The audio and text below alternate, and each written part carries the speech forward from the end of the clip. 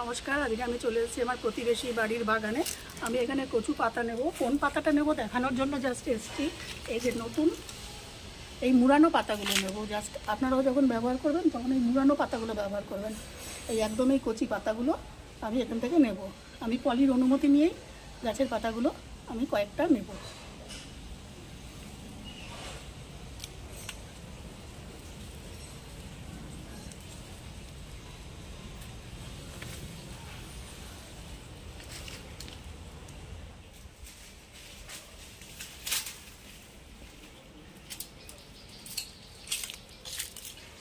আমি এই যে কচু পাতাগুলো তুলে নিয়ে এসেছি, একদম কচি।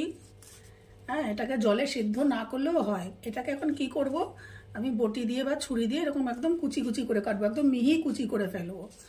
করে একটু জাস্ট জল দিয়ে গরম জলে একটু করে ধুয়ে নেবো বা ভাপিয়ে নেবো। এটা এত কচি পাতা, এটা ভাপানোর মানে সিদ্ধ করার কিছু নেই। দেখুন একদম কচি, সিদ্ধ করার কিছু নেই। আমি অল্প পরিমাণে রান্না করব, তাই আমি এরকম ছোট ছোট 3টে পাতা নিয়েছি। পাতা নিয়ে একদম একদম শাক যেরকম ছোট ছোট করে কুচাই সেরকম কুচাবো। আর এই ডাঁটিটা ফেলে দেবো, এই ডাঁটিটা ফেলে দেবো। ফেলে দিয়ে আমি বটি দিয়ে ডাঁটিটা ফেলে দিয়ে এটা একদম শাকের মতন কুচিয়ে নেব।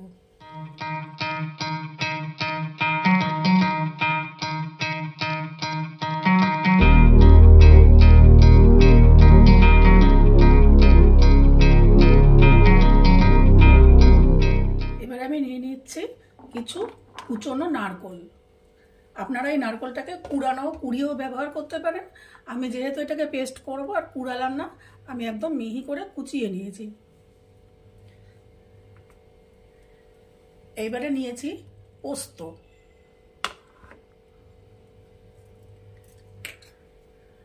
নিয়েছি সর্ষে। আমি এখানে কালো সর্ষে নিয়েছি, আপনারা রাই সর্ষে বা সাদা সর্ষে যে পাওয়া যায় সেটাও নিতে পারেন। নিয়েছি স্বাদ অনুযায়ী মানে পরিমাণ অনুযায়ী লবণ। এতটা লবণ লাগবে না, আমি পরিমাণ দেখে স্বাদ দেখে লবণ দেব। নিয়েছি অল্প চিনি, আর একদম একটুখানি নিয়েছি হলুদ। এটাতে হলুদ না দিলেও চলে, কিন্তু আমার একটু হলুদের ব্যবহার না করলে ভালো লাগে না, সেই জন্য আমি নিয়েছি একদম সামান্য পরিমাণে হলুদ। এইগুলোকে আমি একসাথে অল্প জল দিয়ে একটা মিহি পেস্ট করব। বেশি জল দিয়ে পাতলা করব না, একদম অল্প জল দিয়ে এটাকে আমি পেস্ট করে নেব। আমি এখানে কটা ছোট এরকম ছোট চিংড়ি মাছ নিয়ে নিয়েছি। আপনারা এর থেকে যদি ছোট পারেন এর থেকেও ছোট চিংড়ি মাছ নিতে পারেন, কিন্তু এর থেকে বড় চিংড়ি আর ভালো লাগবে না। কয়েকটা বড় চিংড়িও আছে, এরকম ছোট চিংড়ি নিলে সবচেয়ে হয় ভালো। এই চিংড়ি মাছটাতে অল্প একটু লবণ, সামান্য একটু লবণ, আর সামান্য একটু একটুখানি 1 পিঞ্চ মতন একটু হলুদ নিয়ে আমি এটাকে মাখিয়ে নিলাম। আচ্ছা, এটা একটু ছোটো চিংড়ি, যদি আপনারা মনে করেন এটাকে একটু তেলে ভেজে নেবেন হালকা, নিতে পারেন, কিন্তু আমি আজকে এটাকে তেলে ভাজবো না, এটাকে আমি একদম ডাইরেক্ট ভাপা রান্না করব। এবারে আমি একটা এরকম টিফিন বক্স নিয়েছি। আমি যে পরিমাণে করব তাতে এটা একদম ঠিক। আপনারা যদি একটু বেশি পরিমাণে করেন একটা বড় টিফিন বক্স নেবেন, সেটা সম্পূর্ণ ব্যক্তিগত ব্যাপার। আচ্ছা, এবারে আমি দিয়ে দিচ্ছি এখানে আমি যে পেস্টটা তৈরি করেছিলাম সেই পেস্টটা দিয়ে দিলাম।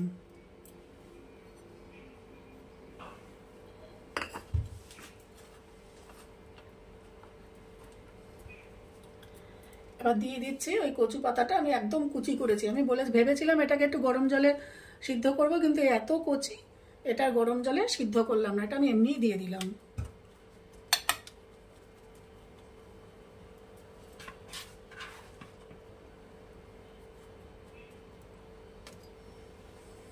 এবার এর উপরে দিয়ে দিলাম নুন হলুদ মাখানো চিংড়ি মাছগুলো।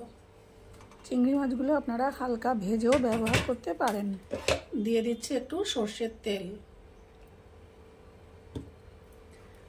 তারপরে আবার একটুখানি যে রেখে দিয়েছিলাম পেস্টটা সেটা দিয়ে দেবো, দিয়ে মাখিয়ে নেব।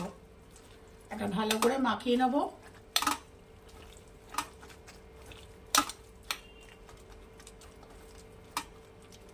আচ্ছা, আমি যখন পেস্টটা করলাম আমি কিন্তু এর মধ্যে কয়েকটা কাঁচা লঙ্কা দিয়ে নিয়েছিলাম। আপনারা পরিমাণ মতন স্বাদ অনুযায়ী কে কেমন ঝাল খান সেই অনুযায়ী কাঁচা লঙ্কাটা দিয়ে দেবেন। আমি পুরোটা মেখে নিয়েছি, মেখে একটু সর্ষের তেল দিয়েছি, দিয়ে এবার এটাকে আমি ঢাকনা চাপা দিয়ে দেবো। আমার রান্নাঘরটা এত ছোট যে ওই মাখামাখিগুলো অন ক্যামেরা করতে পারি না, সেই জন্য খুবই দুঃখিত। আমি একটা এখানে কড়াই বসিয়ে দিয়েছি। এই কড়াইটাতে আমি রান্না করি না সাধারণত, এটা আমি এই সেদ্ধটা ভাপা টাপা করার জন্যই ব্যবহার করি। এবার এটা আমি দিয়ে দিয়েছি পরিমাণ মতো জল। এইবারে আমি এই যে এটাকে ডাইরেক্ট এখানে বসিয়ে দেবো। আপনারা যদি মনে করেন এখানে একটা স্ট্যান্ড দিয়েও বসাতে পারেন, তাহলে সেখানে টাইমটা বেশি লাগে। দিয়ে দেবো, আর এখানে একটা আমি ঢাকনা চাপা দিয়ে দেবো, দিয়ে আমি 10 মিনিট এটাকে হাই ফ্লেমে ভাপা করব। করার পরে আমি আবার ফিরে আসবো আপনাদের কাছে। আর রান্না পুরো হয়ে গেছে, এখানে পুরোটা ভাপে সিদ্ধ হয়ে গেছে। এবার এটাকে আমি ঠান্ডা করে সার্ভ করব। আমার ছেলের এই শুধু ভাপানোটা খেতে ভালো লাগেনি।